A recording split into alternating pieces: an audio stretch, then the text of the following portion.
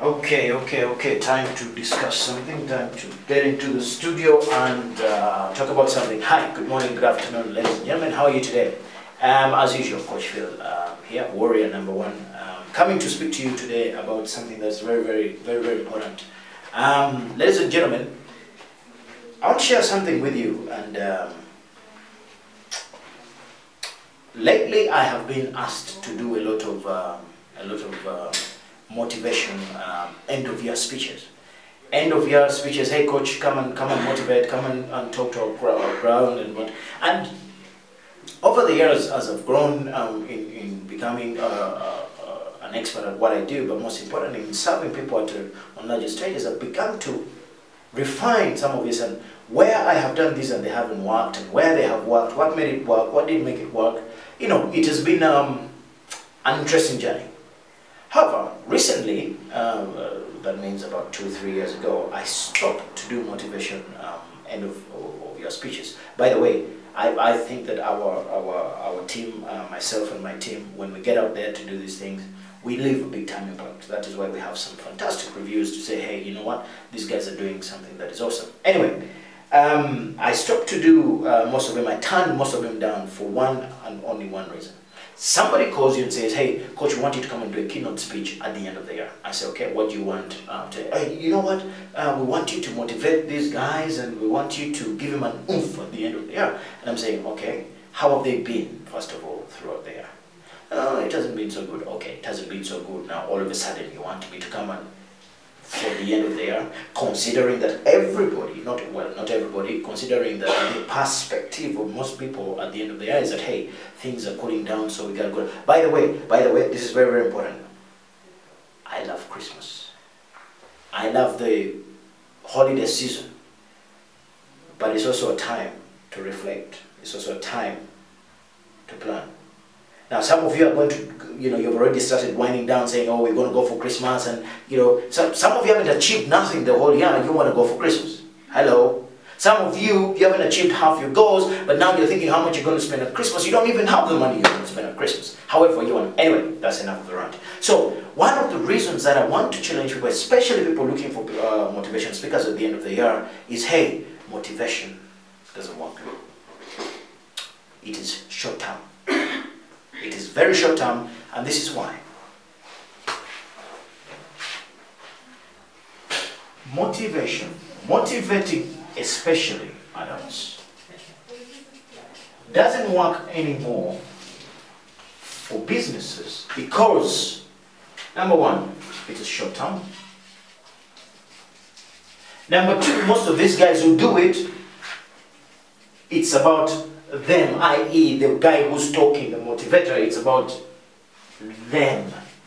How good do I look? It's not about service. It's not about actually serving the other people. The reason that these particular speeches do not make a long-term impact is you want to come, you want to look good, and then you want to deliver some stuff that everybody has read, but it's not common practice.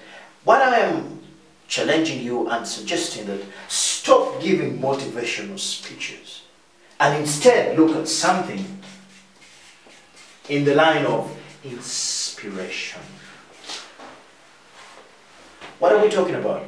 You gotta be able to inspire people to live something called their own greatness. The important word here is their own.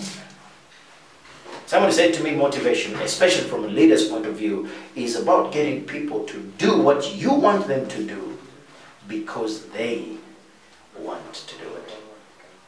Let me say that again.